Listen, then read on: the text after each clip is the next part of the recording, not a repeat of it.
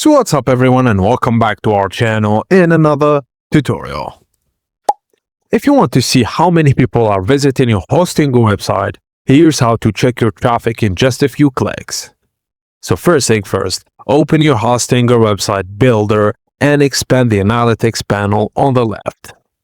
Choose the time period you want to check, such as the last 3, 7 or 30 days. And you can view your total sessions and unique visitors, along with traffic trends over time.